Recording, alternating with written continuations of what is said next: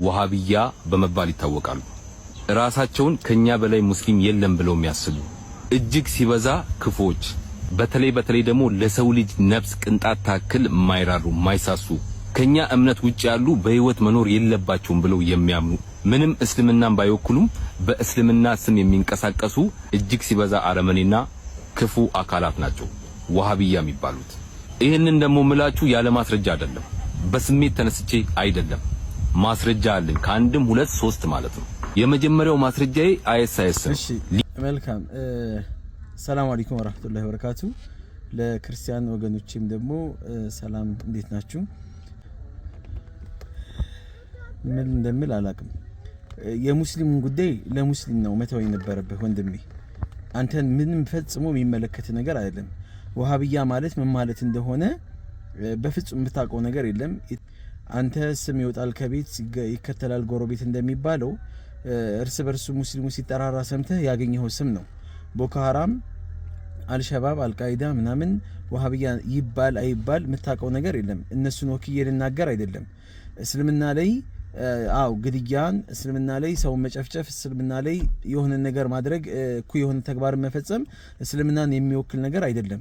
ነገር ግን ስለ እንደዚህ አይነት ነገር ብይን ለመስጠት ግን አንተን አይመለከትህም። ይሄ የኛ ጉዳይ ነው። የኛን ጉዳይ ለኛው ተውልን። እኛ ማን ነው እስልምናን ማይወክለው ማን ነው እስልምናን የሚወክለው የሚለው ነገር እኛው ሜዳውን ለኛ ተውልን። በማይመለከት ነገር ገብተህ መስመር እንዳትስት፣ ከዛ በኋላ እንዳታስቀይመን እኛም እንዳናስቀይምህ ማለት ነው።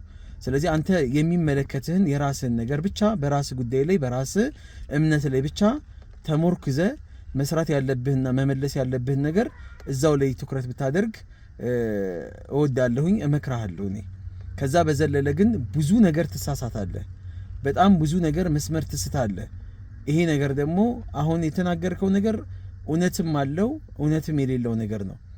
አዎ የተናገርከው እኩይ የሆኑ ተግባራቶችን ሙስሊምን ወክለው ወይም ደግሞ እስልምናን ወክለው የሚፈጸሙ ማንኛውም ወንብድና ሰው በላ የሆነ ተግባር በፍጹም እስላምን የሚወክል ነገር አይደለም። በዚህ ደረጃ ግን ዲቴል ገብተ ስለዚህ ነገር መናገር ካንተ ባንተ ላይ አይመጥንም፣ የሚመጥንህም ነገር አይደለምና ጥንቃቄ ብታደርግ ከዚህ በኋላ ምንም ነገር እንደዚህ አይነት በማይመለከት ነገር ውስጥ ባትገባ ቆንጆ ነው። ይሄን ምክር ለማስተላለፍ ያህል ነው። አይመለከትህም። የዚህ የእስልምና ባለቤቶች አሉት። ይህንን ነገር ሊያብራሩ የሚችሉ አካሎች አሉ። አንተ ሸሙፍቲን ወይም ደግሞ የሆነ የሙስሊምን ሊቃውንቶችን መምህራኖችን ተገን አድርገ የራስን ፎሎ መሰብሰቢያ ላይክ መሰብሰቢያ አታድርገው። እስልምና መሸቀያ አይደለም፣ መቢያም አይደለም። ጥሩ አስበህ ከሆነ ጥሩነቱን ራስ ጋር ያዘው። ከዛ በኋላ ለሚመለከተው አካል ጥቆማ መስጠት ብቻ ነው ካንተ የሚጠበቀው።